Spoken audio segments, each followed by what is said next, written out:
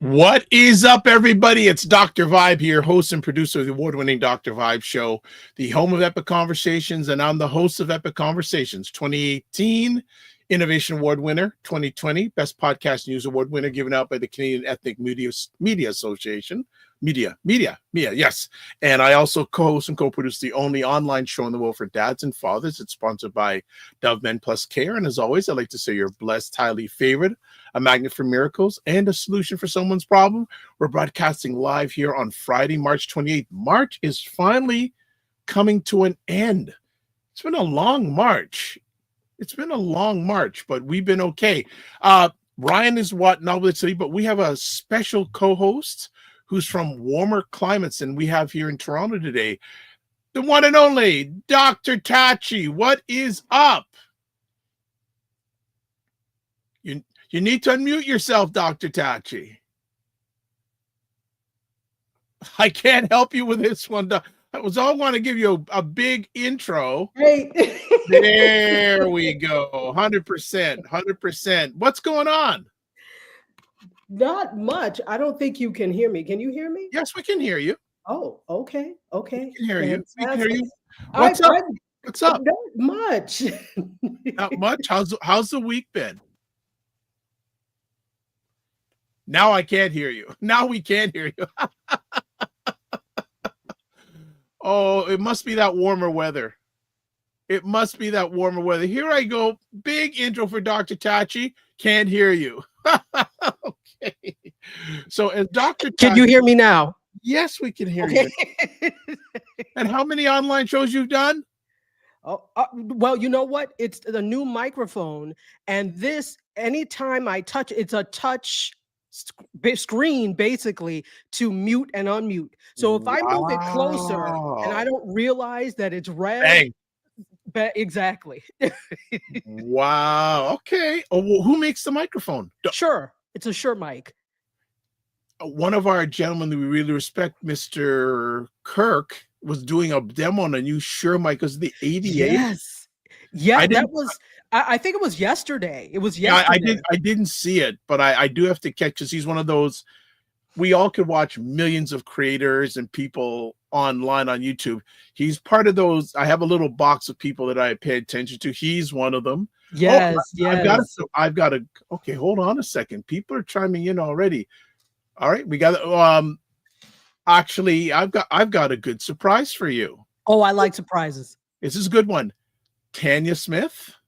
Oh, I said yes to being on the show. Oh, wonderful. Yes. I'm arranging it. So ideally, and I'm going to see if you and Lala are available to join me in the conversation. Yes. Okay. Yes. I don't know why you go through the pretense of the rigmarole. Yes. Well, hold on a second. Well, you know, us African people, the way we were raised, we have to ask manners and respect. So yeah, I sent her a video message and she said she'd be honored. Oh, that would be wonderful. Yeah, I am. And it's funny because I wanted to reach out to her and ask you if you wanted to tag team. So with Lala, it's even better. Yes. So I got to follow up with her today, but she said yes, she'd love to. And it probably won't be on the Morning Vibe, but whatever platform it's on, it will. I believe that you'll know why I'm saying I am a big fan of Tanya Smith. If you haven't seen her on YouTube, I would suggest you go check her out. She is wonderful content creator and really serves the community big time, and she really knows her stuff. I'm looking forward to that. You know what? I don't watch, but this show, is it Pop My Balloon? Oh, God of heavens. I knew it. Listen. Did you see what they got a deal now with Netflix? Okay.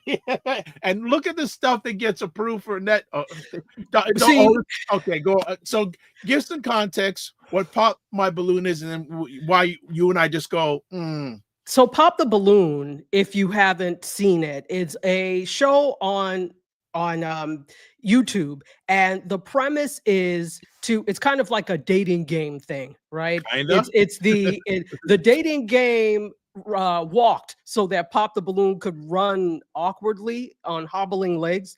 But anyway, the premise is that it's either a man or a woman, and you have a whole line of prospects, and depending on what is said, how they look, etc., they pop the balloon if they don't want to engage with you.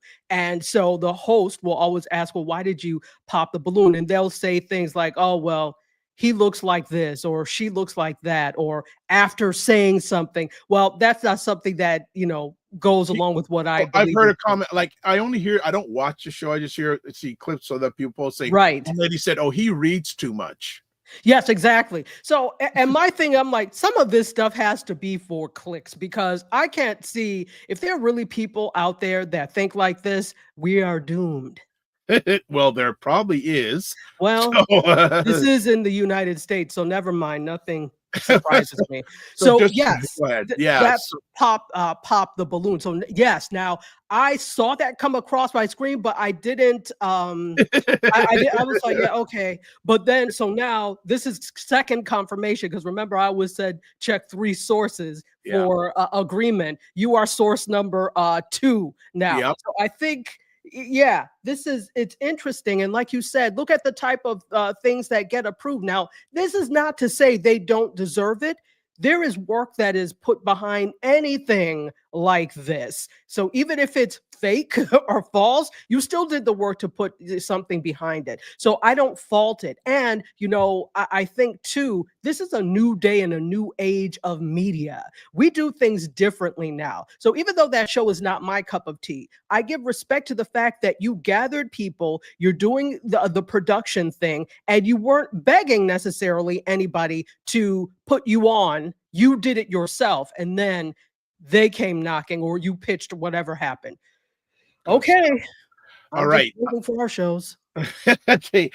There's some people already. Well, people watch. We are broadcasting a whole pile of platforms. But if you're watching this on the Dr. Vibe Show YouTube platform, please put in what city and what country you are watching that from, because we always like to do our virtual map where people are watching. So I know some people put in comments, but right now I want people to put in city, country, and then hit enter. We can just show our virtual map. Other thing going on this week, Dr. Chachi and I chat a lot. It's true. And I thought I was making progress on EV Mux. I thought I was, because I was using their dynamic scenes. Oh, this is getting better, but still, it's still not a smooth platform. It's not. It's not a smooth platform. And, for those of you that are not familiar watching out there, EV Mux is an encoding platform similar to YouTube, StreamYard, Restream.io. I've heard. I found out the other day, One Stream Live or One Live something. Yeah. There is one. It's One Stream. I actually signed up for it, but I haven't played well with it yet. But I have signed up for it. Yeah. Oh, so there are people who are Minnie on cam. You have to do it on my YouTube page, the city and country. That's how it will show. Dr. Tachi, it shows. Just it shows, but no comments yet. We'll get to the comments in just a moment. And you know what we'll do? We'll actually go to a break, and then we'll get into the conversation. Okay. But we have a special co-host today, Dr. Tachi from. By the way, what's the temperature today in Fort Lauderdale? That's a good question. I went outside and it feels nice. So I would think right now it's in the 70s. You know what we're supposed to be getting weather-wise in Toronto this weekend? Please we're supposed to be getting snow. No, freezing rain. Same difference. Rain and freezing rain this weekend in Toronto. Yuck. Yuck. And we're supposed to, Ryan, his organization ACBN, is hosting their annual symposium, and one of the guest speakers is Dr. George Fraser. I saw yesterday Ryan had a live stream with Dr. Fraser. Yeah. Fantastic. Yeah, so I'll be at that event tomorrow. I'm going to be one of the facilitators. And you know what? We're Wonderful. going to go to break. And we come back, we'll show the virtual map, and then we will do a little housework, and then we will get Minnie on cam in the role. So we'll be back in 30 seconds. Cool beans. Good morning, everyone. It's Dr. Vibe here, host and producer of the award-winning Dr. Vibe show. Mr. Wayne Harris, what's going on, my brother? Let's go. Happy New Year, Dr. Vibe and the family. If you have investments in the United States, good for you, because you just make money on the exchange. People are going to spend money they don't have to impress people they don't like. This is looking at the tax code and the tax regime and maximizing it in your favor. There we go. We are back. We are back. And all right. I love that. Oh, the producer. I love what you're doing. Love it, producer. All right. First things first, we're going to kick up the virtual map. Not a lot of people yet chiming in. That's okay. That's okay. But we got to show it anyways. And I actually had a great conversation with one of the people who are behind this software. Was it Monday evening? And they were based in India. So I was chatting them. It was 7 o'clock in the morning where they are, and it was like 10 o'clock in the evening where I am. But great customer service. If you want to know more about this Stream Alive, certainly reach out to me. I got a lot deeper knowledge on it, and the pricing is affordable. It is affordable for 1 year, but that's a whole other conversation piece. So let's take that down. Let's do some. Actually, one other question I have for Dr. Tachi. Yeah. Where did you get the phrase "cool beans" from? I have no clue. I've been saying it since college. I think it's something that I heard and I latched onto it. I like it, so I just kept saying it. All right. Let's get to some okay, let's go with comments from the top. Minnie on cam says, nice on the upgrade, but yes, adjusting to new tech is a process. Fitness IQ goes, manin. Minnie on cam says, based on, was it Pop My Balloon or whatever, it's always based on superficial level. Yes. She also says there is until they grow up mentally, but some people never expand their relationship awareness. Just Tornado, what is up? Good morning, Dr. Vibe and Dr. Tachi. Frequency Event Promotions says, good day, Dr. Vibe and Dr. Tachi. Actually, I had a great conversation. Larnell Lewis, who is nominated for his second Juno Award, which is Canada's version of the Canada's, right? Yeah. Had a great conversation with him yesterday, and we got into drumming, stuff like that. Check out this conversation. It was really good. We talked about drumming, his influences, his new album. One of the songs in his new album is called Hide and Seek. I asked, how did you get that title? He's a father of 3, and one of his children, daughter, when she was growing up, loved to play hide and seek with him. It was really, really, really great conversation. So yeah, check it out. Great conversation. All right, let's get some things down. Subscribe to the Dr. Vibe show on YouTube and hit the notification button. I'm far from what Dr. Tachi's up, but I'd like to get 750 subscribers, hit 740. Also follow me on Facebook, LinkedIn, and Instagram. Join the Morning Vibe Discord group. Email me at dr.vibe at the dr.vibeshow.com to advertise your business, product, or service on any of the platforms I'm a part of. dr.vibe at the dr.vibeshow.com. Indie Soup TV. There's the YouTube channel. There's the website. And actually, I was humbled. I was interviewed by one of the Indie Soup content creators this week. Yes. Ron. And I had a great time. But give us an update on what's going on with Indie Soup TV, Dr. Tachi. So Indie Soup Media, we just hit 1 year on the 25th.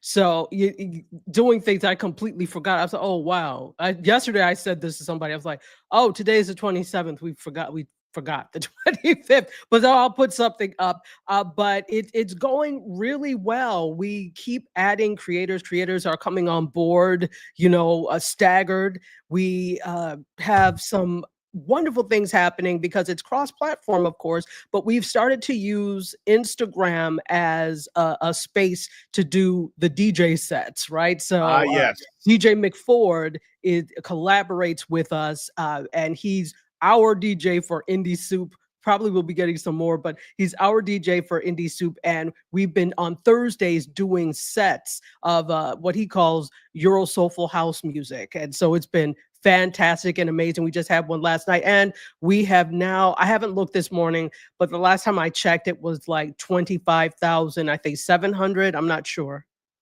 In 1 year. Mm-hmm. I believe that you could do a masterclass on how to grow a YouTube channel. Maybe you need to hang out with Roberto Blake. I am not Roberto Blake level. Thank you for the accolades, but not yet. No problem. What we got else we got here? And also, if you want to get a hold of Dr. Tachi, the best way is via her Instagram at dr_Tachi. And that's Instagram. That's probably the best way. And I remember many years ago, Dr. Tachi would tell me, I'm not on Instagram much. Yeah, whatever. Now? Well, the interesting thing is I did not have a Dr. Tachi Instagram when I first got on Instagram. It was for my t-shirt line. Yes. So I had that, and I wasn't using it for other things except the t-shirts, right? So then I finally, so that I didn't have to use that, I opened this. So that's why I wasn't on much. All right, 100%. All right, we've rambled enough.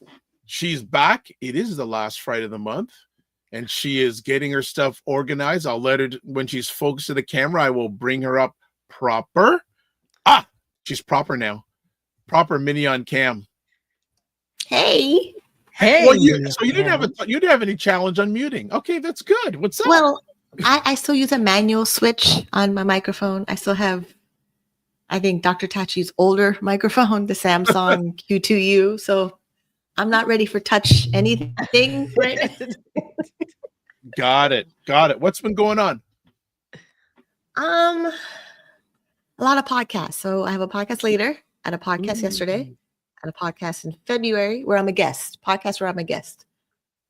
Because I found Be a Guest, Find a Guest podcast groups on Facebook. Yes. And I can pretty much be on one like every month. It's really weird. In the sense, 5 years ago, I didn't know how to be on a podcast. And now I can find one almost every month. It's pretty funny to me. I love that for you. That's fantastic. That's great. Have any of your podcast experiences stuck out in a good way? Any experiences you've had? Yeah, the Dear Black Woman podcast with Cammie Red. Yeah, okay. That one did. Yeah. Okay. What? Give one or two things that really stood out for you in that experience. Well, her Dear Black Woman is similar style of Chicken Soup for the Soul, and she's only started it like 3 years ago, and it's internationally, globally recognized already. And then she up and left to move to Thailand. And because we both have multiple sclerosis, and she's a Black woman with multiple sclerosis, and she's like, I'm up and leaving to Thailand. I go, what? And that's like a dream I would like to have, but the barriers of being on disability benefits reduces that option. But the fact that other people with my disability are just saying, fuck it, let's go to Thailand and live there permanently. And they're people of color. So it's just, I have possibilities, even though I'm in a circumstance without the possibilities. I'd replace my suggestion, possibly replace it with opportunities. Yeah, it's in that same umbrella. Yeah. May I ask? So this is really interesting because my sister lives in Asia, one country over. She lives in Malaysia, and that is becoming a hotbed for people of color, but particularly Black people who want something else. Do you think that if you said, you know what, I am going to Thailand or I am going to Indonesia, do you think that it would be easier for you because of the cost of living? Probably, but for me, it's Japan because they have a really big dance hall reggae culture. So Okay. if there's a country on the list I would move. Yeah, it's for dancehall reggae in Japan. So it's Mm, yeah. I love it. Okay. Well, today you want to chat with us about disability and community stigma. Why this topic today? And I know you have some stuff you want to share with us. I've got some conversation pieces, and I'm sure along the way Dr. Tachi will also, but we'll let you kick it off. So part of it was just the things I've been seeing in the financial industry of how ableist and discriminatory it is, from my own personal experience in managing my portfolio and teaching others on disability benefits, how they could take advantage of opportunities with entrepreneurship and building wealth to exit off of disability benefits. And it's a combination of I'm building the opportunity with my privilege, but I'm also getting resistance in the spaces I have privilege. So my meeting with my financial planner, he mentioned that the fund managers that manage my stocks in my portfolio, they are concerned because I have a disability. I'm not capable of managing my portfolio that I've been doing by myself for 7 years. I'm the only one in that meeting. I'm the only one asking, how did it perform? How did it grow? Like should we switch from technology company side? Because I don't have a feeling I don't like Elon Musk. It's me having that decision. It's not my mom. It's not, there's no power of attorney, executor. It's just me. And I feel like I need to contact a lawyer to vouch for me to manage my own portfolio. And it triggered with Wendy Williams with her conservatorship and Britney Spears and her conservatorship. I'm vulnerable to that. And because I'm vulnerable to that, I need to make sure I find my people. And that brings up a lot of issues for the systemic barriers we have with people with disabilities, discriminatory reasons. It's just the whole society we have. We're excluding people right before our eyes, and we're not inviting them back in. So once they remove them from the table, we're not even sitting at the kiddie table. We're not at a table. And that, I need more people to know that so they can actually do something about it. Because it can happen to anybody, like how Fitness IQ Cam is managing the caregiver responsibilities for her dad and her grandma. I feel it. She's burnt out. And then her family doesn't really participate in those responsibilities. It's always her. And then I get a message and I get this and I get that. And I get all the frustration she's dealing with, plus the responsibilities of her career in the accounting profession.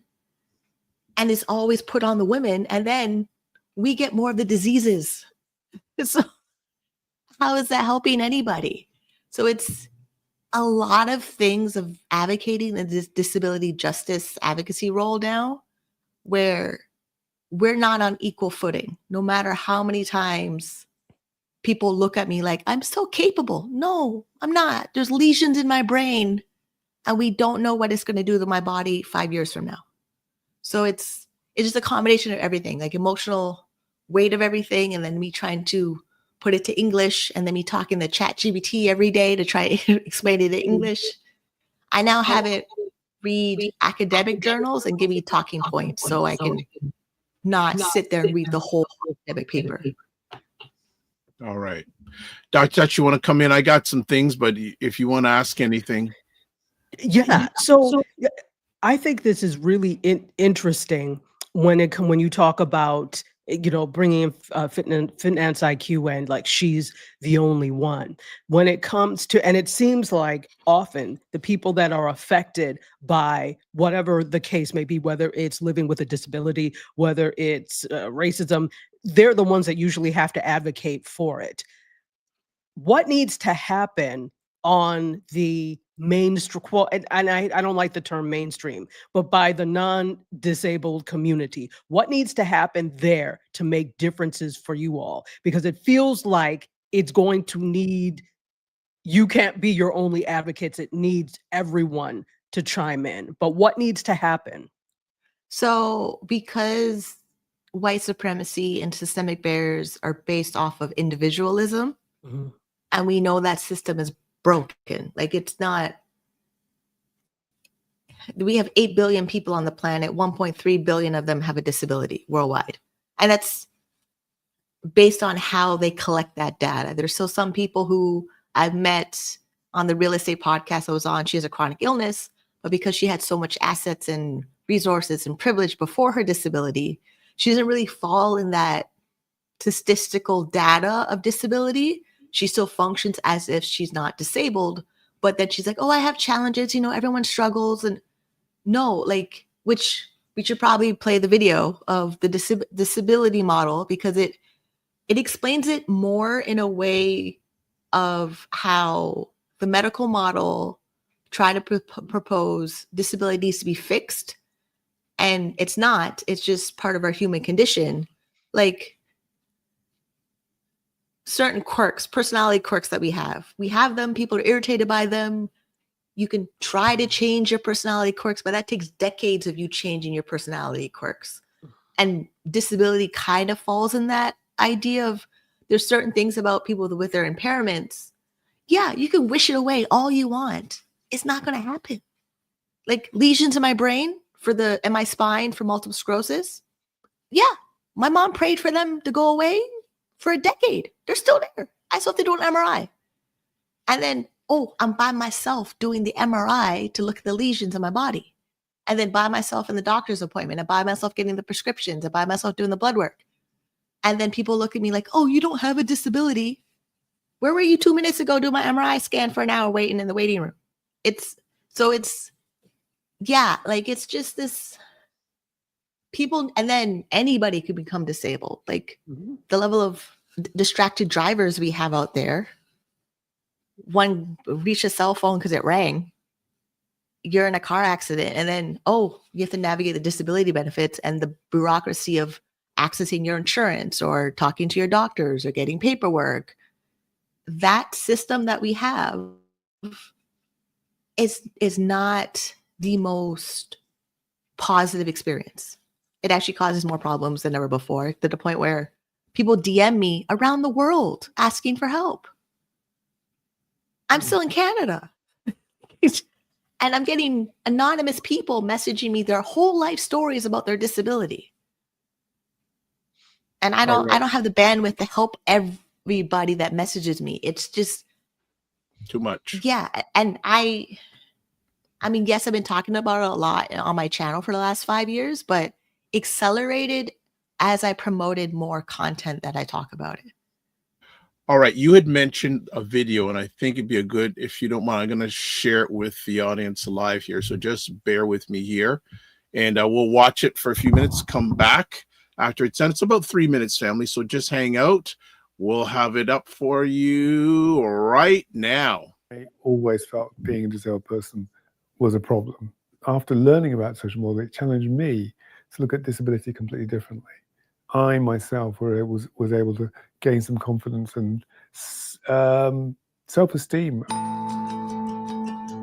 Social model basically says we are people with impairments, and those impairments clearly have an impact on how we live our lives. But the impairments are not the things which disable us. I'm disabled by the world around me, and if the world was more accessible, I would be less disabled, and then I would just be left with my impairment, i.e. what doesn't work. It's not that my legs don't work that's disabling me. It's the fact that if I want to, if I'm on a flat surface, I can wheel around fine, I'm wonderfully happy. It's only when I come up to a flight of stairs. As a wheelchair user, you have a slightly easier job of explaining the social model. Whereas if you're trying to explain the less physical barriers, it's much harder. There's barriers everywhere in life to do with how we communicate, to do with people's attitudes. Discovering the social model actually was a massive liberation on another level. Yeah, I was being treated differently. And no, it wasn't me being deficient. It was everybody else's social anxieties that were being projected onto me. The blame for you not fitting in is no longer on your shoulders. Suddenly, my disability is out there and not in here. It was what made me realise that I was something beyond the thing that other people thought I was. It's a real liberating thing, but it also means you can change it. We can say to the world, look, You must put a lift in this building. You must make sure that the signage is readable for people with visual impairments. If you want that equality to be real, you've really got to then tackle the inequality people are experiencing in schools, in workplaces, with transport. The main reason that the social model, I think, is important to disabled people is that it allows us to be a community. You achieve a whole lot more as a group. As long as we as disabled people make sure that our voices are heard, and that all those people that support us also have their voices heard, I think we will get there. I hope that Scope is doing work that will help disabled people to become prouder of who we are, pushing boundaries around who can be included and where. Come the glorious day, if it ever came, where all the barriers went, we'd just be people with impairments. We wouldn't be disabled people anymore. Find out more about Scope's work and how to get involved by clicking below to subscribe to our YouTube channel. Right. All right. Great video. Dr. Tachi, any questions you have from the video, or Minnie on Cam, do you want to add on what was being shared in the video? It summarized my ramble. It summarized my emotional. I couldn't put the words together because I live it, and because it's always triggering for me emotionally because I live it every day, and how multiple sclerosis has the potential I could be in a wheelchair, which means any accessibilities that I need, that's another obstacle course that I really don't want to, like, I don't want to meet that height requirement to be on that roller coaster. I would like to be too short to be on that roller coaster. Like when you're kids and you had to wait till you got taller. Yeah, I don't, can I pretend I'm shorter and not be on that roller coaster? Because with Wheel-Trans for Toronto, the public transit that has a specific bus fleet of buses for people that need it, you're always proving you're disabled to get access to it. Like it expires, and then if you miss, so you schedule it for like tomorrow at 2:00, but it actually shows up in a window of 10 a.m. to like 1. So which means you either get your appointment early, extremely early, or late. And then if the driver doesn't seem to wait around for you a little bit, they miss. And they have that little, we missed you little note card at your location. You have to start all over again. And if you do it too many times, they remove you from the list. People I know are going through it. Like my friend goes through it when she was unable to drive with her seizures. And then she got back her driver's license and she had to go back. So she's always back and forth between sometimes she can drive, sometimes she can't, depending on episodes of her seizures. And then other people I meet, especially in the peer groups for Race and Disability Canada, or my MS group, or a Shea Community Foundation for Black Disabled Canadians, that's the biggest complaint. And as many times I tell my people to write to their MPPs, their member of parliament, they're like, no, I don't want to. I'm like, get ChatGPT to write the letter and send it, because I never wrote mine. And it's part of the social model. It's part of getting everybody included. It's part of what happens when your mom is aging and needs services, or she wants to be independent and get Wheel-Trans, and Wheel-Trans leaves her stranded at a location and there's no Uber available in that location. And the other thing was, a person messaged me that's they're on disability benefits. They're using the medical transportation form budget and ODSP, Ontario Disability Support Program, and it won't approve Uber, rideshares, and Lyft. So then I DM'd them. They messaged me. We had a long chat for like 45 minutes to an hour or longer, depending on what we were talking about. So I went into ChatGPT. I put all their grievances and emotions into ChatGPT, told it needs to write a letter to the disability office. And I uploaded the section of the policy for medical necessities forms, and it spit out the letter. And then I gave it to them. I'm like, okay, I understand you're emotional, but the disability office doesn't care about your emotion. So we need to write this letter as if it's office friendly, professional, and kind, asking for your request, and then asking for an explanation. Plus, they need everything from the office of the disability office in writing to bring to legal aid so legal aid can build a case for them to fight on it. And those steps, yes, I could say quickly in this video, but another person with a disability, their brain power can't do that. No matter how much I think it's easy, for them it's not. Okay, I'm just going to jump in here, do a little bit of resetting here. So we are hanging out with Minnie on cam talking about the disability in the community stigma with special guest host, Dr. Tachi from a 70-degree Fahrenheit, Fort Lauderdale, Florida. Also in the comments, Derek T. Tuggle, Dr. Tachi, GM, Dr. Vibe just says, good morning. Good to have you here, Derek. And Dr. Tachi says, hi, Derek. Hey, Derek. She said, hey, there, yeah. And Inspired Thoughts, good to have you here. The comment about everyone else's social anxieties being projected onto the different abled is so true. Fitness IQ says, oh, that's so scary. Fitness IQ says, LOL, Minnie loves Cheryl. Who's Cheryl? My chat GBT. Okay, all right. Yeah, okay. All right. That's all right. We got that. Minnie loves Cheryl. Okay. And I know someone else, actually, Dr. Tag, no, Mario gives a name to his chat GPT. Oh. Yeah, I have a name too, Mrs. PT. Mrs. PT. Yes, PITI. So, okay. Mrs. PT. Mm-hmm. Okay. All right. We got it down now.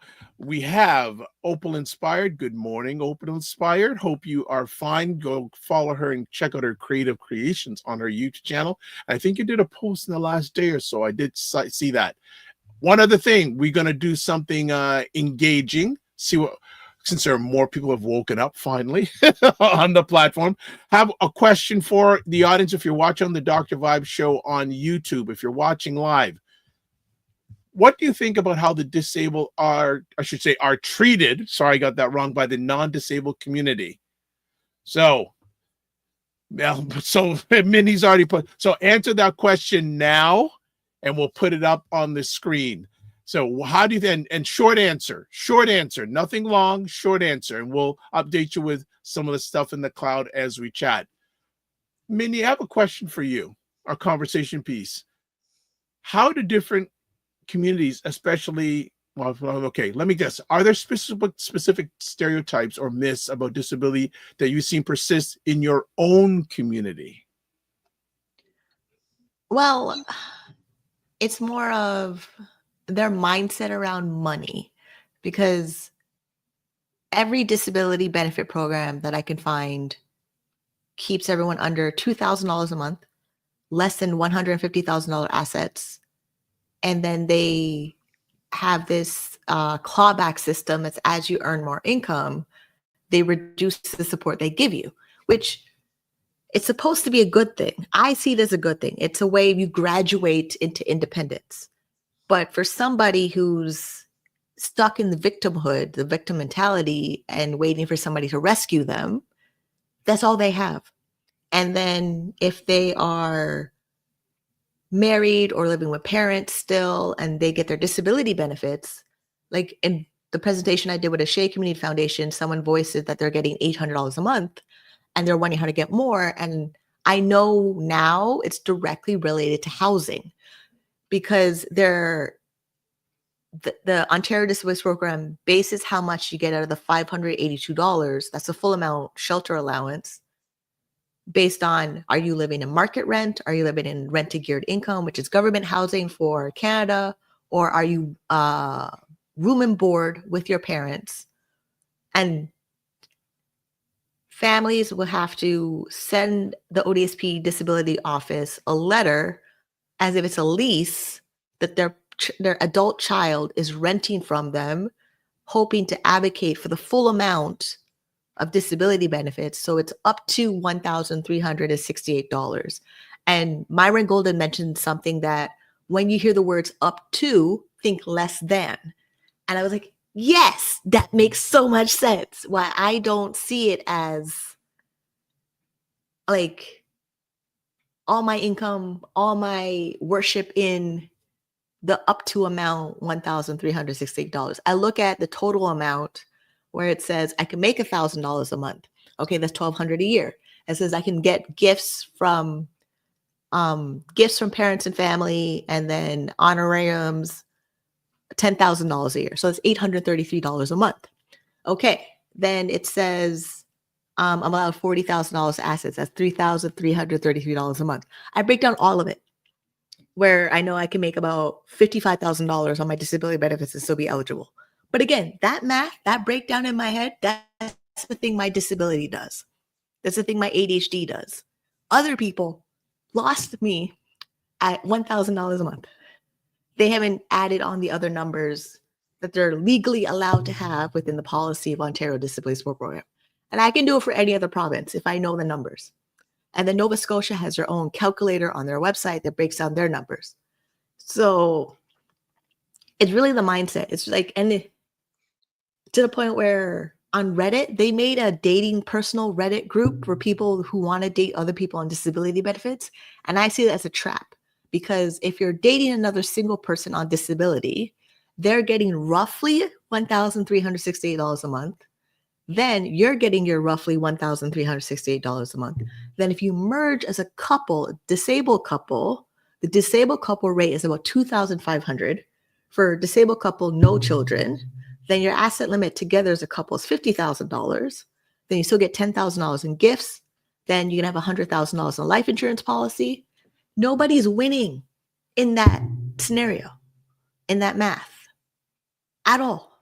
And how YouTube is a good income stream long term if you have more time than money to build a business.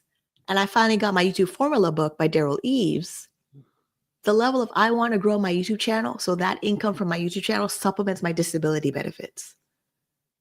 Where I wish there was a modern entrepreneurship program in the country to help people with disability launch a YouTube channel. Like CBC Canada did a survey of creators with disabilities. Great, but I don't want to be on CBC News. I want to be the independent content creator that I already know how to do for 22 years and counting. And my anniversary is March 18, 2025. All right, going to jump in here with some more comments. Michelle Richards says the disabled community is often subjected to ableist slurs, disregarded in policy discussions, overlooked when it comes to accessibility. Also, Fitness IQ, your partner in crime, says, I think that able-bodied people don't keep, it should be disabled folks in mind, because out of mind, out of sight. It's only until they have experience or effect and then they take it into consideration. Good point. And that is part of the medical model. So like when they had institutions that would take people that were like the whole hysteria, the wandering womb thing, like they put them in institution. Maybe you go visit them, maybe you don't. Then they would practice experiments on them. Like it's part of how our medical system still operates in some areas. It's also why I don't really like going to the Center for Addiction and Mental Health hospital if I have to, because the way, like how every door has this really big security door lock on it, and then you have to go through another one and another. It's not a healing environment. If it was like in a resort in Thailand, I'd do it, no problem. But this whole dingy institutional jail-like environment, and you're telling me you're going to help me with my mental health. It took luckily when I was going for treatment, I was an outpatient. So I was able to leave and go in for my appointment at my doctor's office. I was in her office. She made it really nice. She had a really big window with a tree, and she had all the Asian statues in it. And the water fountain that always made me feel like I have to go pee. Like she made the office environment for my appointments nice, but the actual hospital is not. Same thing with the disability office. How every time I go in there, I think it smells like death, like rotten flesh. I don't want to go there if I don't have to. And all right. That is part of the whole system that we have in place right now. That's part of all the comments that we have in chat. All right. I'm going to let Dr. Chachi jump in just in a moment. I want to run a poll, because I really want to get, because there's people out there. So if you're watching live on my YouTube channel, the Dr. Vibe Show YouTube channel, poll, do you feel that the disabled community is treated fairly? Yes, no, not sure. Type one of those answers into the comment section on the Dr. Vibe Show YouTube when you're watching live and hit enter. Dr. Tachi, any questions? Yes. So I want to look at the whole intersectionality of being differently abled and being a woman. Do you think that you being a woman has anything to do with the treatment? Meaning, would they treat a male in your same situation differently, or is that not even a consideration? Okay, that's perfect. Now we can show the wheel of privilege. All right. Okay. Okay. While you're answering, I'll show that. I actually need the wheel of privilege Okay. to support my answer. So.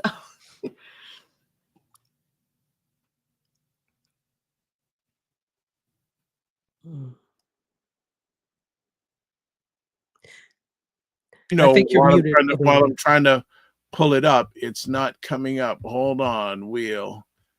No, I don't know. Yeah, I think it's coming up now. Yes, there we it's go. here. Go ahead. Okay, so with my notes, the wheel of privilege visually represents how various identities impact privilege and oppression in Canada. So this wheel of privilege is actually made by the government of Canada. And I learned about it. I learned about the wheel taking the leadership training program with Race and Disability Canada, but I knew about privilege when I was doing the Take Back the Night slut walk, when police officers said that women who dress differently would be less likely to be sexually assaulted. And the uproar that we created in that time frame of walking in the street, basically, we always walk from anywhere near Queen's Park. We always end up rallying at Queen's Park, but it was just a thing that we did. So Take Back the Night, we did. The Rape Crisis Center does their annual bowling marathon, and it also coupled with sex worker rights and then with disability justice rights. So it's always this constant thing where privilege is always, for me, I was always aware of it, doing my own work on it, my deep work on it, and then with the wheel. So I'm trying to remember, the further you away from the wheel, less privilege. And the closer you are in the wheel, more privilege. Because how in the middle it says white, cisgender man, male, heterosexual, and then without a disability. And then I can't read the other ones because it's a little bit too small. That's how much my eyes can see right now. Dr. Vibe, Fitness IQ asked if it could be increased. There might be a presentation button in that link.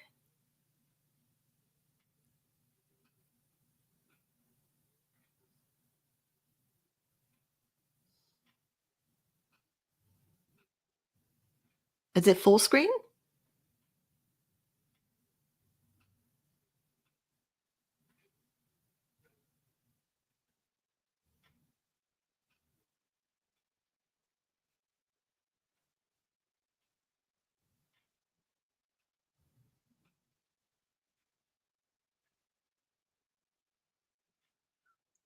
Okay. You're muted, Dr. Vibe. Yeah, that's probably the best I can do right now. Okay. With what I've got. So yeah, people further from the center, disabled, racialized, low-income individuals face more barriers mirroring the struggles of Black, disabled Canadians, and disabled immigrants. And the wheel highlights how disability interacts with race, gender, wealth, and citizenship, reinforcing systemic disadvantages. And it's kind of a good exercise to do on yourself of where you fall in the wheel and which parts of the wheel that there's no difficulties, there's an ease to it, and then which parts of the wheel that you fall into that you struggle, you're frustrated, you cuss out governments or something, like, and how me and Dr. Vibe were talking about a person that I thought disappeared and then popped back in my life, only searching for free information without wanting to compensate for my knowledge and my time. And that bothered me for a while. Again, round 2, where I had to get Cheryl, my ChatGPT, to write me my professional, calm demeanor letter of letting him know, if you're going to come back in my space, you need to act and check your privilege. And he responded back, thinking, again, not acknowledging his behavior, not acknowledging his privilege, not acknowledging that he did say something offended, even though he does not remember. I'd rather people say they said something, but they no longer remember what they said, than saying, I didn't say anything at all. It just makes it easier of them. Okay, I don't remember what I said, but whatever I said made you very uncomfortable and very upset. And I don't want you to experience those emotions anymore, versus completely denying the whole experience and gaslighting, to the point where, so he emailed back, trying to work it out again. And I had to, again, respond back with ChatGPT of, you know what? I really don't want to communicate with you anymore. And I think it's best if you go away. In the most wonderful tone of Cheryl, my ChatGPT, where, yeah, I'm really hoping I don't hear from this person again. And if I do end up being in a networking space or professional space where he is, I hope he's not coming anywhere near me, or I have to call security. Like that's just the exit strategy I have to plan in certain environments and certain people, because of the privilege wheel that they fall in. Like, yes, the racialized, marginalized people that are outside of the wheel, we need to work with people inside the wheel with privilege. The inside of the wheel needs to remember who's outside of the wheel. Because they have, inside the wheel has the power to give us more access. We're all like, actually, no, it's always a pie. It's always a triangle. But at least we know we can move anywhere in the wheel. We can make it infinite. Question, is this wheel anywhere that people can access it online? Yeah, it's on the Government of Canada website. The link I gave Dr. Vibe, I think, is the link from the government website. So it will be in my channel description, and then hopefully Dr. Vibe can add it to the Discord or the channel description for everybody to access. Because it's a good wheel to remind everybody what you have and don't have, and other parts of the wheel where you want to donate to charities or people, or why you're supporting someone's GoFundMe account. It's just a good reminder all the time of figuring out your blessings and challenges at the same time. Okay, for those who are watching live or on replay, on my Facebook platform, YouTube platform, and my Twitch platform, the link is in the comments, and it'll also be put, for those who are members of the Discord family, it'll be put in after the conversation. I'll probably add it also in the notes after this is done on the YouTube show. So Fitness IQ says, yes, please, and says, thank you. Yes, I've already added it up. So just wanted to say that. And she also says, I'm sure they got the drift based on what I saw. All right. Good stuff. Dr. Tatch, any more comments? I have maybe one. This is fascinating. First of all, okay, this is a different day and time in our dictatorship, so we would never see this wheel on a government website ever again, even if it was there before, and it wasn't. So it's good and refreshing to see that this exists, and this is something that I would encourage people that live in the States to go to the website. And what's funny, US blogs that I was finding, gathering all the notes, they have the wheel. So Americans are getting the wheel from Canada. It's communal shared of the wheel all around, which is depending on what source of information you want to read up on, disability studies or women's studies, or just advocates in the space that write books and academic journals in it. The amount of sharing information we have in these openness, liberally conversations is nice, because I don't know all of this stuff. I had to go dig around and find it. And then I'm taking the certification program from the Trauma of Money, and they have all the slides. And every week is a different expert presentation of someone that's fully diverse in this subject, where, yeah, I have more slides. There'll be more episodes of it, because I'm training more to be trauma informed, where, yeah, I'm it's almost like self-therapy in a way, because I'm not dealing with the deeper therapy traumatic issues, but it's in a place of the psychoeducation of why certain things were bothering me so much that actually have words to it and diagrams to it. And I don't have to remember all the details. How this wheel is very colorful, then you can remember what color of the wheel is your privilege instead of the words attached to it. So we're making it more digestible and accessible in many ways globally, which makes this process easier to have a difficult conversation in a way that we can process it at our own time in the future. All right. Fitness IQ Cam says, I can't wait to join that. And this group you're starting. And Michelle says, another response to the previous question, the able-bodied community dismisses the sexual needs of the disabled community. Absolutely. Can I speak to that for a minute? Not this specifically, but it was interesting that I saw, and Minnie, I don't know if you saw this as well, but there was I think it was on Blavity. There was a woman who was in a wheelchair who went somewhat viral, I believe, because she went to one of these, I forgot what kind of party she called them, but it was a party where she was affirmed for her she said she was affirmed for her sensuality and not just seen for her disability. So it's interesting that Michelle brought that up because I just saw a post about that. But I did want to ask something else about, oh, sorry, go ahead. Were you gonna? Well, no, for the topic itself, I have resources in my head directly for that because of me being in that work environment of my sexuality and exploring open relationships and exploring different topics around it. They had speakers who were disabled speaking on it. And then in Australia, they had a documentary of specific sex workers that work with people with disabilities. So they have touch, they have hugs, they have companionship.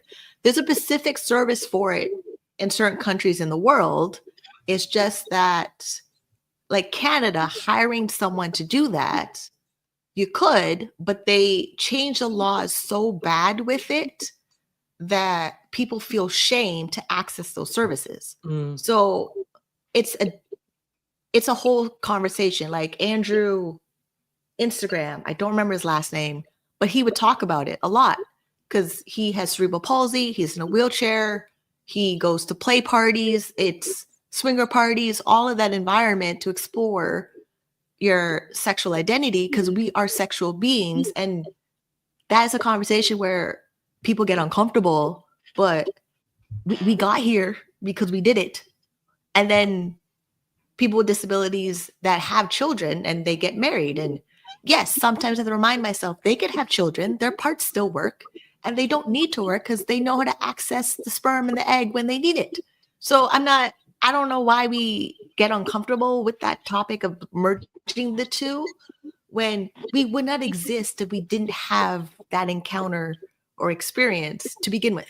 It's just this weird way of building up shame environments that don't need shame when we need to have more discernment and less shame so we can actually communicate as human beings with similar experiences or ideas. Like how I know almost everywhere has a conference on whatever subject we're talking about. If I need to go deeper into that subject, where I don't really like shy away or get really resistance of a subject or judge it right away, because everything that I've done to build my mental health and my well-being and my personal development, because every subject I wanted, I found who's the expert in that subject.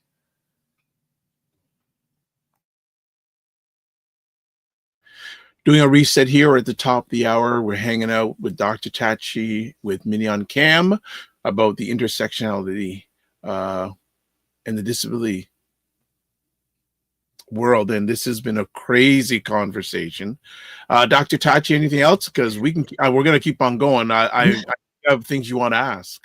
I do. I want to go back to the video that was shown. And what is it? Scope is the name of the organization. Is there anything like that in Canada? First of all, is it an international organization? I didn't get the vibe of it from that, but is it international? And is there anything similar to that in Canada? So the video link was in my notes from the trauma money workshop session. And then Scope, I believe, is in the United Kingdom, because when I checked, it's in England and Wales, United Kingdom.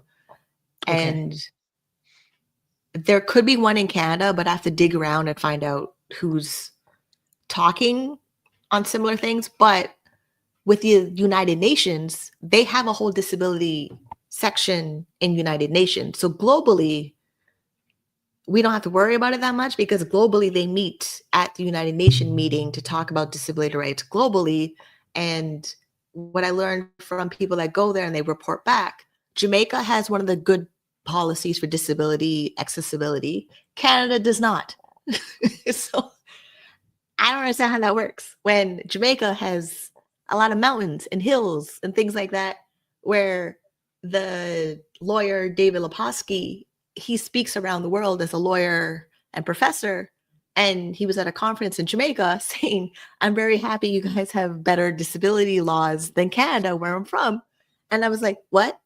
Wait, hold on. The white male with a white male privilege, but has a disability, speaking internationally to marginalized communities of minorities that don't have a disability policy that's good, is complimenting them on their disability policies. Yeah, when I saw that presentation, I'll find it on his YouTube channel and share it in the Discord. It blew my mind. I'm like, but I thought Jamaica was the most ableist, judgmental, discriminatory to people with disabilities because the language that they use. So yeah, it's a very interesting process of when you find the experts in the subject and see where they're talking and who they're talking to and their accomplishments of where they're talking. Like my mom sent me this wonderful TikTok clip that I posted on my WhatsApp, reels or daily snaps of a Nigerian lady who's low vision, speaking on international law she's building to Kenya for disability inclusion and different bills and things she wants to pass. Where, yeah, there's a global power that's happening, but we need it to be stronger.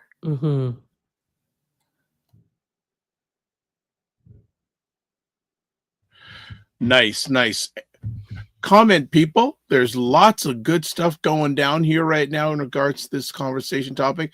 And Dr. Tachi loves to ask questions. So this is why I'm just hanging back, because Dr. Tachi is good at this. But I'll just jump in saying, what kind of emotional labor is involved in constantly having to explain or justify your disabled people having to, explain or justify their existence? Exhausting. I mentioned a lot of times how burnt out I am, even to the point where I thought this would be my last episode. And I'm like, no, just make it the last episode of the season. And then I take a 3-month break and come back in July, roughly. We'll figure it out. Because I'm re-traumatized every single time. Which means other people with disabilities are re-traumatized every single time they explain their disability. And then like unsolicited advice. A lot of people like to give me advice of how to treat my multiple sclerosis. My doctor's been on it for a decade, since 2013 when they found it. They found it early. I got on treatment early. I do all my blood work all the time. I hate being poked all the time where I have to tell the lab tech which arm to use and rotating. Yeah, it's traumatic every single time. It's not. And then the only way I've learned to reduce that traumatic experience is to be wealthy. I need a lot of money to reduce the trauma involved with it, because as long as I'm low income on government assistance, I'm always vulnerable to other people's opinions of how I should live my life when they don't really get a vote. I'm an adult, full functioning adult. And anytime I need to access anything in the disability system, they treat as if I'm incapable of making my own decisions, like I'm a child, which there's a word for it. I think it's infantilizing or something. Like that. Don't do that. It's the same thing when people were talking about Wendy Williams. She doesn't want that. Like, she wants to go back to serving her fans, bringing the entertainment, having a good time, doing the party life. Yes, her life choices gave her challenges, but she wants to return to some version of that. But because people are taking away her resources, her money, and making decisions, and courts are coming in to step in, they're not doing it in their best interest of that person. Like, it's just, and that's my biggest fear. Like, if something happens to me and my parents don't step in, or my siblings, I can't rattle these people together and they're my siblings. And we're adults now. My youngest sibling is 22 now. I can't have the conversation because of all the trauma and issues that we have from other stuff that we have. So it's a lot of trauma that's always being replayed every time someone who's works in the disability office or curious in conversations, or they make assumptions. Like one of the colleagues I know, he went to a restaurant and he wanted to order like alcohol or something. And then he talked, the server talked to the wife instead of him, the adult who ordered the alcoholic drink, because he's in a wheelchair. Like, you force us to be advocates or activists in environments when we're just trying to have an experience. Which if I didn't say I have a disability, I wouldn't have that experience of being treated differently because I have a disability. Or people think my disability has to be vision impaired, or I'm with a walking cane or a wheelchair, or I'm missing a limb. Also, don't do that either, because the amount of other illnesses that we have that are long-term, no cure, forever on a medication or prescription or treatment plan to reduce symptoms or reduce pain or reduce limitations in the impairment that reduces our ability to function, like my sleep apnea. I used to doze off washing dishes. Now that I have my CPAP machine, I have to have my CPAP machine before I go to sleep. It's non-negotiable for me. Where, yes, side effect, more energy. I think I'm in a bipolar episode. I can't really do anything about it because it's the pros and cons of every decision I make that other people are coming with an opinion about with suggestions. Dr. Before you jump in, Dr. Tachi, Okay. comment here from Opal Inspired. It Yeah. says a lot about a country, the way they treat their disabilities. Indeed. I have a question about, going back to the infantilizing, which is infuriating. And not to, because you don't apologize or make excuses for those types of things, because these people are grown. I think, though, that sometimes this comes out of a system of this is what society cultivates. And so you watch and behave in kind, which you're grown, you should know. But I just looking at, sometimes this is where it comes from. How should people behave, not just in situations like that, but how do people who are able, how do we lessen the ableism, in your opinion? I could tell you, so Spencer West, he's a disability advocate. I met him at a Buddhist meeting. So the Buddhist philosophy was the Soka Gakkai International. We meet in other people's homes and we read the teachings of the Buddhist by the books that we're reading, and it's open discussion. And then he came in. So me going to that person's house, there was a wheelchair in the hallway. So I'm like, oh, okay, someone has a wheelchair. Then when I get in the room, yes, this person uses a wheelchair, but he has no legs whatsoever. So, and I'm sitting beside him and I kept looking, I'm confused, and I kept looking because in my mind of horror movies and stuff, I thought his legs were in the floor. And I said, I'm not trying to be offensive. Just my brain says your legs are in the floor. And I'm just wondering what happened. He was good about it. He was, because I didn't know how to put the words together about it. And sometimes you need to ask permission to ask more questions. People have this weird thing of not asking permission to ask more questions. They just blurt out the question, or they blurt out the commentary, or they blurt out the first thing that comes to mind. And which, yes, for me, it's very difficult. I tend to say everything that pops in my head, but looking back at that experience and then seeing who this person is, he's really, really popular in the disability advocacy space.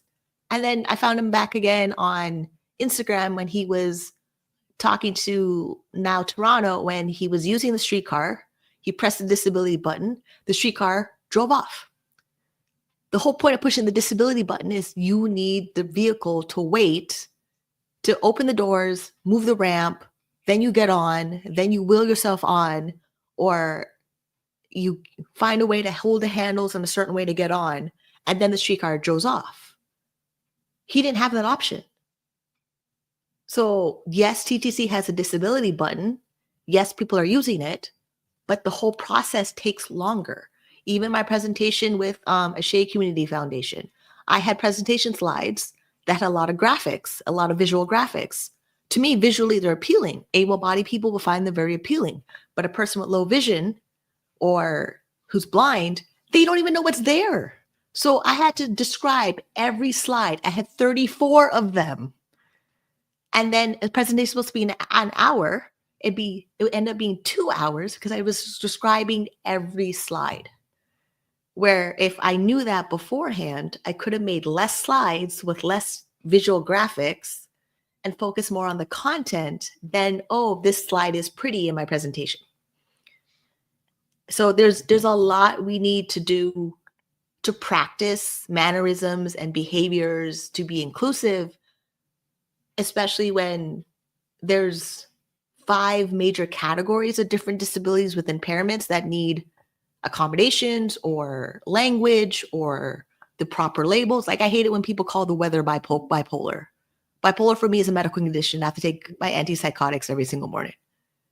Like, don't call the weather bipolar. Yes, it's finicky. It's unpredictable. Use other words in the dictionary to describe certain things, not medical terms to describe people's behaviors you don't like, or like, it's just certain words need to stay where they are in the meaning where they're supposed to be, and other words, okay, we can be flexible with them and use them in other purposes.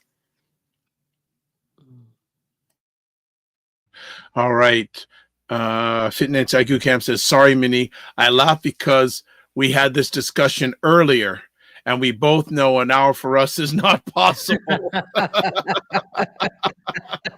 That's true. That is the true. ADHD. It's the ADHD. It's the time blindness. I have an ADHD. And it's really weird. If I know there's 10 minutes left, I add 30 more. And I should be reducing, not adding to the last 10 minutes. Yeah. Got it. Question for you. What does true allyship look like for disabled people, particularly from those within their own communities? Oh, good. So that's the disability justice 10 principles slide or PDF. Answer for everything. Well, okay, there's. I'm glad Yeah. I have all these visuals for what we're talking about. It makes it so much easier. No, it's amazing. Which shows you how I'm using the resources and the collective of the community to explain the community. Yes. So I don't know all these things personally. I had to learn a lot of them because my ableism in myself is there. And then, yes, I'm labeled disabled. And me searching for resources as being my Blackness and my disability and my other intersectional identities, it needed a different definition and language that's not from like a therapist or a social worker or my doctor, because they would put a medical label to it and I needed a human label attached to it. So with the 10 principles of disability justice, this page, I think it's the original source, because everything I was finding kept crediting back this website, the sinsinvalid.org website. And then with this website, we'll put the link in all the places of Discord and chat, has an actual video of everyone in the video explaining the disability justice principles in sign language, American Sign Language. So it's for hearing people, able-bodied hearing people. It's a very quiet movie. So you have to really focus on the closed captionings and get comfortable with the sign language environment. Because I learned when I went to dinner with people from Isabella's funeral, half our table was speaking in sign language. and the other half wasn't. So I had to speak slower. Also, if I'm story has a joke in it, I had to make sure they understood it by making it just slower in conversation, because I kind of wish I learned Sangli language in school instead of French, because that environment is still an environment that I feel like a stranger in. So I think part of it here was commitment for community in there, because the 10 principles, we didn't really go over them. So it's intersectionality, then there's leadership on those most impacted, anti-capitalist politics, cross-movement solidarity, recognizing wholeness, sustainability, commitment to cross-disability solidarity, interdependence, collective access, collective liberation. And each one has their own description. And my PDF on my screen has a longer description of this description. It's a good homework exercise along with the privilege wheel, because it just puts more language to what we're talking about in the communities that want to create the language for it. It's not someone else making an academic textbook and we read their definitions of things. It's letting us make our own definitions of how we want to be treated as people with disabilities. And the disability justice movement started in the BIPOC community. So yay, we're first. So, because usually it's the taken over by somebody else who doesn't look like us, trying to claim it as theirs. So I like that this is still being recognized as a BIPOC movement idea, that the non-white disabled communities are referencing and crediting us, which doesn't really happen in a lot of spaces that I'm in. So this is nice. Excellent. Excellent. Then how can non-disabled individuals better support and advocate for people with intersecting marginalized identities? Well, how like Canada sometimes relies on American statistics. Do the extra homework and find Canadian. I do. Every episode I find Canadian. I'm not trying to find American unless it's supports something I'm looking for. Like I look for entrepreneurship. That I look for globally, because people with disabilities and entrepreneurship are underrepresented really, really badly in stats. So, and then with disability programs, a lot of people think you can't work and get your government disability benefits, but each one of them have a policy of back to work or vocational training or some personal development skills. Even for me to access the $500 employment startup benefit from the Ontario Disability Support Program, it's me requesting a letter in writing of why I need the $500 in the full amount for the purposes of being self-employed, because there's limited resources available for me in Ontario.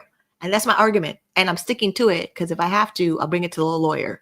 And if the request of that $500 is denied by my caseworker, they have to get to me in writing. Then I bring it to tribunal. Then if tribunal gives me more troubles, I have to bring a lawyer involved just for $500 from the government. That I'm trying to be a productive member of society and be employed and pay taxes eventually when I make more income. But the barriers of employment that they claim they reduce in disability programs are still there.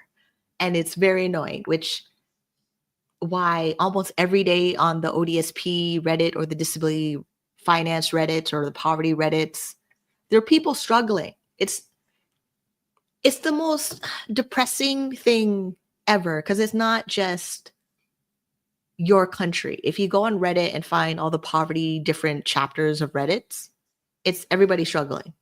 And they're kind of all struggling for the same common issues of they don't have enough resources to pay for their bills, or living paycheck to paycheck, or they have too much consumer debt, or they become disabled and they don't know how to navigate disability with the cost of living. And when the election happened for Ontario and Doug Ford won again for the third time, everybody with a disability in the community were devastated again for the third time. And then with July coming with the Canada disability benefit of a whopping $200 a month, it's not going to do anything to help us. There'll be more GoFundMes. There'll be more people unhoused. The City of Toronto the representative from my ward sent out a newsletter. We have 81,000 people that are unhoused in Ontario or Toronto. The paper is a blur, but the thing that stood out to me was they predicted we raise to 300,000 unhoused people by 2035, 10 years from now, which means we have to figure out the housing situation. We have to figure out mental health supports. We have to figure out how to rehabilitate, recover a person who's been unhoused for multiple years to see a purpose in their life if they choose to work. And depending on how long they've been unhoused, or if they have any health conditions while being unhoused, or prescription costs, or any of those things that they need, it's going to create a new level of challenges and impairments and symptoms and side effects that could lead to long-term illnesses that our healthcare system will have to pay for. And then, because the whole individualism will make it seem like, oh, it's their fault. No, it's everybody's fault. It's like the fact that if you can go to your next local park in Ontario and you can find 5 tents of people like camping, and they're not camping, they're living, and then they're making laws against building tiny homes in parks. Mm-hmm. I would be okay if there's a set of tiny homes, 4 or 5 of them, and they live in the park and they take care of the park because they live in the park, and they have their tiny home because there's not enough housing to fit everybody in. I'm okay with that. But all these tents around that are just fire hazards waiting to happen, and you couldn't just build them a tiny home instead of their tent so they actually have proper heating and proper wind protection. And when we have freezing rain or freezing snow or any of our extreme weathers that we have here, they're protected. We're not even protecting them as they are in the conditions they're able to live in right now. And then, oh yeah, welfare for Ontario is $733 a month. The average rent in Ontario is $2,500. The numbers don't make sense, no matter how many times I look at them or try to puzzle them together or piece them together, to the point where sometimes my brain actually hurts right here. It feels like it twitches because I don't have a solution for this problem that's there. The math ain't mathin'. At all. Math ain't mathin'. Dr. Tatch, any final thoughts before we let Minnie? Don't want to have her head hurt, so I wanted to.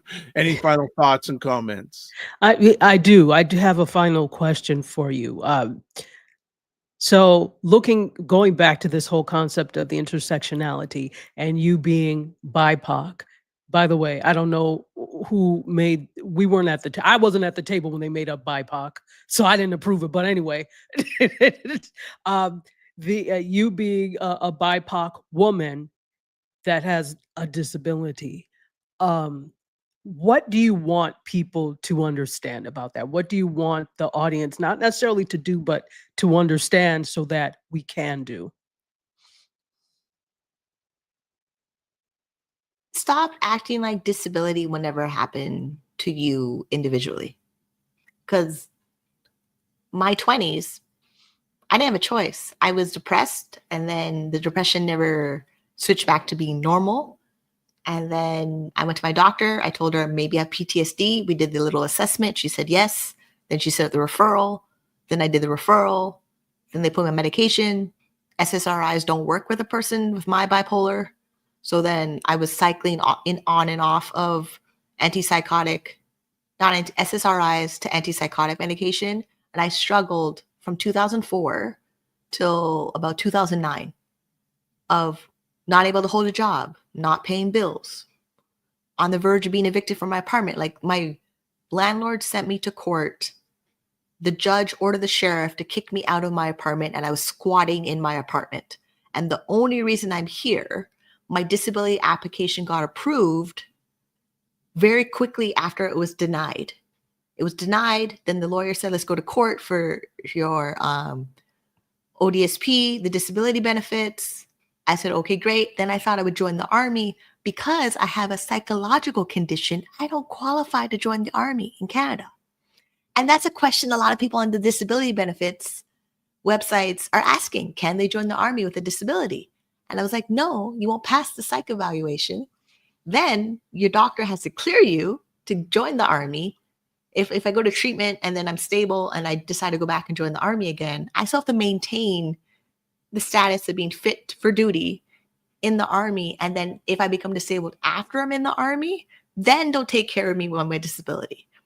Like, the Army wants able-bodied people, fresh, no impairments, to start first. Then if they damage you and, you're missing limbs or psychological brain or tumors or injuries or concussions, then yeah, the Army will patch you up and take care of you, but not all together. Because I met a gentleman who moved from India to Canada, joined the Army in Canada, now has traumatic brain injury and PTSD and all these things, and the Army is not taking care of him. So what I thought the Army would take care of people who are disabled is actually not even true. And the more I talk to people on disability benefits. So even that, it's not, I haven't found a space that 100% takes care of a person with a disability anywhere in the world. And I'm talking to more people internationally, and it's still the same issue. And I haven't fully found a way of reducing the systemic barriers in it, because there's a generation of people who are very happy with the status quo. And as much as I like to call them out on it, they don't care. We'll call it a wrap on that note. Minnie, thank you so much for sharing with us today. You're taking some time off from the platform, so hopefully you will be back. And I know you'll even have more to share because of the lived experience you're having, and then the experience globally for others. So I want to say thank you so much on behalf of myself, Ryan, Dr. Tachi, and all the family here for the time you've taken to share. Her links are there. I've also shared it on the platforms that I'm part of on the replay. I also did share out the 10 Principles of Disability Justice on a number of platforms. That link also. Thank you, Minnie. Thank you. And behave with Fitness IQ Cam. Don't rough her up too much, eh? No, I've been texting her every day with stuff I'm doing, stuff I need, like I've accomplished with Cheryl, my ChatGPT, like the images of my thumbnails. Like, I've gotten my ChatGPT to actually put in reality the images I want to portray for Black excellence.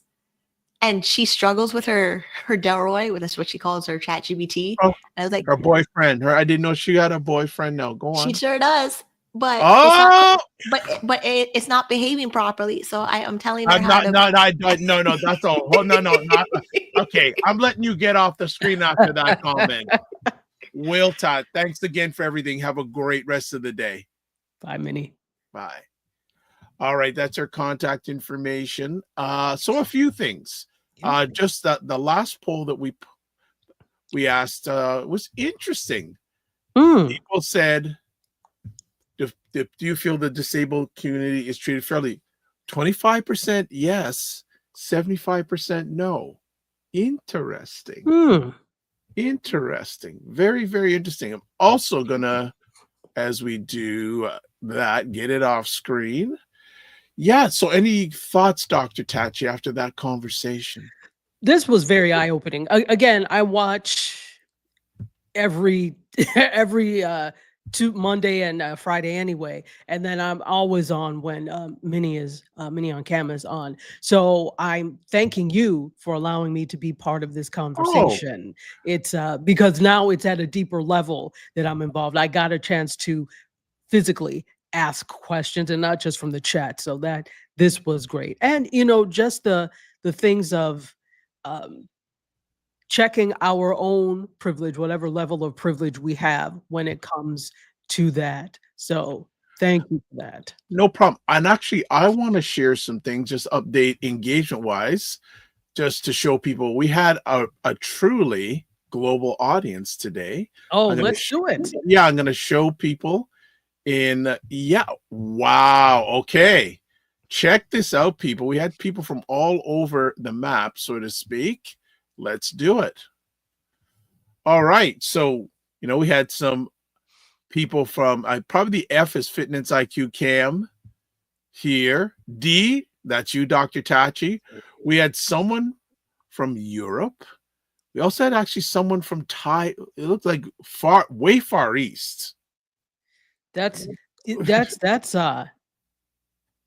east and north. Thailand is a little bit farther south. Well, I just say far east. I ain't good with the map thing, but it was nice to get that perspective of people on. So yeah, thank you everyone for hanging out with that. I'm also going to put up another quick one because I'm getting better at this now. I want you to rate today's conversation. If you're watching it on YouTube right now, I want you to rate today's conversation from 1 to 5. 1 being to 5 being fantastic. So it's set up and ready to go now. And I'm also going to put it up on the screen. Just give me a second. Multi-purposing here. Dr. Tachi, it was great having you today. It was great being here. Well, you know I adore you, Dr. Vibe. Well, we adore you back, Dr. Tachi. All right. So what we have, if you are watching on YouTube right now, I'm going to put up on the screen. You can see it on real time. I'm going to do all this maneuvering. Oh, I love it, though. I love having fun with new platforms that are productive and engage y'all. So, yes, there we go. How would you rate the overall quality of this show? So we got a 5. Other people can put in there. But, yeah.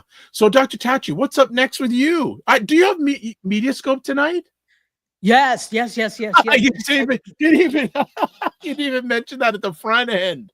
I didn't, because the new day and time is, I'm still on Wednesday, but it's my show. I could change it to whenever. So now Mediascope, instead of being Wednesdays at 6 p.m., overwhelmingly people love when I do like a Mediascope After Dark. So it is now Fridays at 8 p.m. Tonight, we are doing the world premiere. Yes. Of there's a group called Funk Around Music, and they have a new song out called Give It To You, and they have a new it's animated, it feels kind of Fortnite-ish, right? Video for this song. So we are premiering it on Mediascope tonight at 8. So love it. Yeah. Love it. So everyone so far who's voted on my YouTube channel has given it 100%, which is beautiful. Yeah, I love it. I love it. So that is great. We're gonna take that down, and Dr. Tachi is going to be with us periodically. When she has some time, she's going to be jumping in, and we're working on things. And it's just the other day I thought we're coming up to the 4-year anniversary of the Morning Vibe. I believe I got to check that. Oh, sheesh. So I said let's switch some things up, and I've chatted to some of people I respect. I call them my board of directors. Yes. And they've given some input. Say, okay, we're gonna do this thing. We're gonna do this thing. So a few final things. Subscribe to the Dr. Vibe Show on YouTube and hit the notification button. I would love y'all to get me to 1,750 subscribers by Monday. Yes, and like the Dr. Vibe Show on YouTube, Facebook, LinkedIn, and Instagram. Join the Morning Vibe Discord group. Email me at dr.vibe@vibeshow.com. Advertise your business, product, or service on any of the platforms I'm a part of. Email me, dr.vibe@vibeshow.com. Indie Soup TV. You cannot forget Indie Soup TV because Dr. Tachi runs it and I'm part of it. Mm-hmm. Enough said. There's the YouTube link. There's the website. Also, if you want to get in contact with Dr. Tachi, best way is on the gram. They call it the gram at dr_TACHI. Ryan Knight, you can get a hold of him. Ryan Oneil Knight. And I always say it's KN, not N.com. I'll actually be seeing Ryan tomorrow at his organization's big event. Ryan Oneil Knight on LinkedIn, Instagram at Ryan.Knight99. Email work with me at RyanOneilKnight.com. Myself, website, the drvibeshow.com.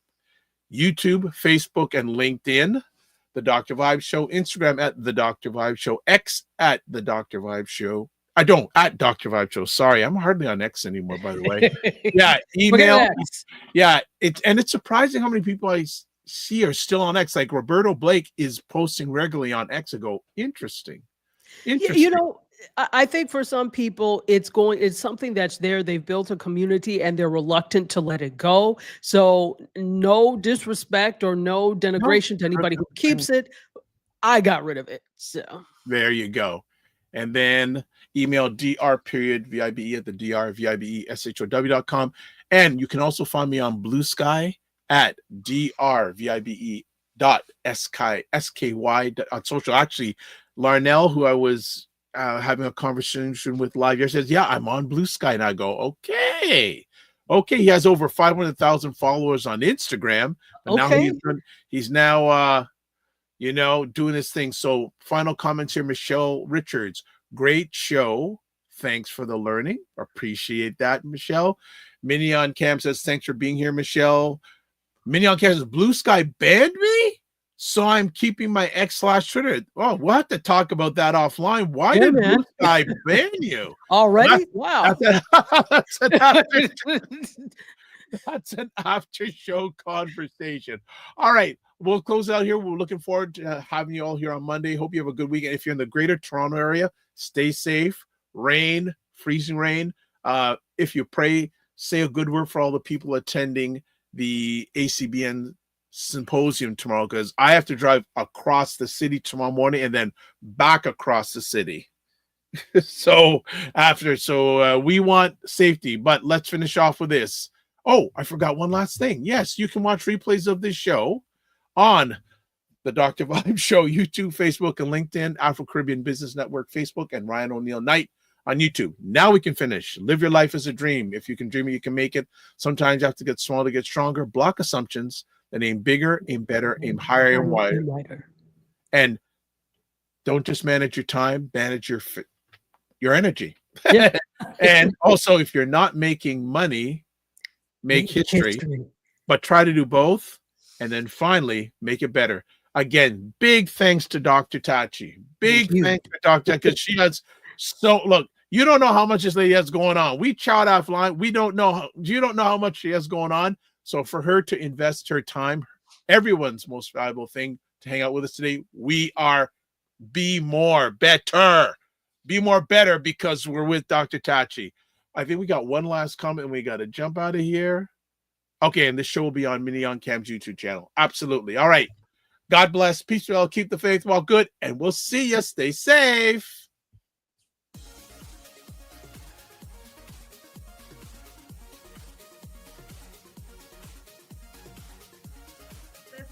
This whole thing of using your business with plant-based products, don't you think your life should reflect that too? Juke him, Carolyn. Juke him. The family loves us here because they're saying Fitness IQ Can says put a wig on to get in. Oh God! Oh my God! Like the ideas are just coming fast and furious here this morning. What? Okay, look at this. Global Women Ambassador. Good morning. Look forward. Okay.